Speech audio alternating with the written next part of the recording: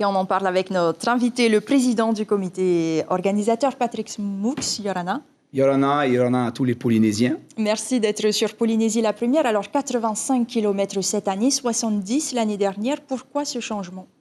Ce n'est pas un changement, c'était une course qu'on voulait faire déjà l'année dernière.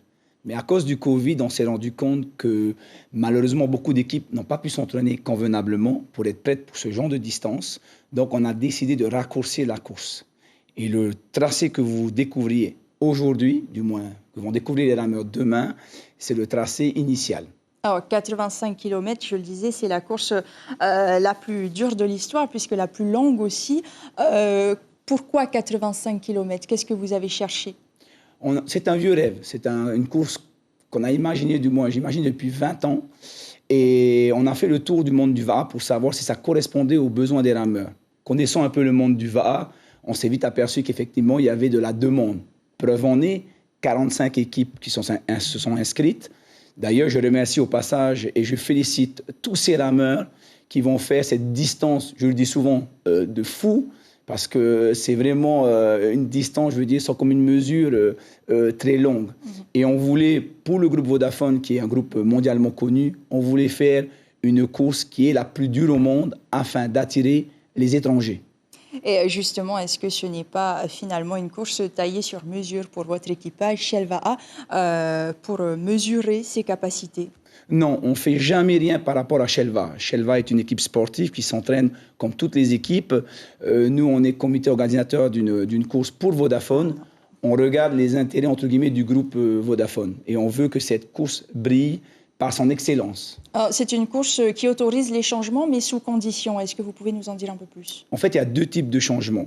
Il y a le changement classique que l'on connaît. C'est donc de Itimana jusqu'à la passe Tapuna, en passant par le large de Tem'e. Les changements sont libres, comme on connaît. Et la nouveauté, qui s'est encore jamais fait dans le monde du Va'a, c'est les courses, on va dire, programmées. Les changements programmés. Changement devant l'hôtel Bichcomber et changement devant la place Toata, où là, on s'est inspiré un peu de la Formule 1, où on fait des changements fixes avec l'audimat qui pourra regarder toutes les équipes pour pouvoir changer à ces endroits bien précis. Et un signal sera donné. D'ailleurs, pour terminer, vous avez souhaité mettre en avant de jeunes talents en lançant un concours pour la réalisation de ces magnifiques trophées où chaque détail a une explication.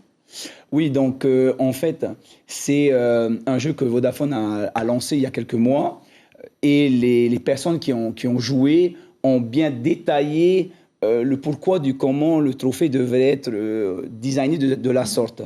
Donc, ça a été réalisé par des Marquisiens. Je remercie encore une fois Rataro, qui est à l'origine de ces trophées avec ses équipes.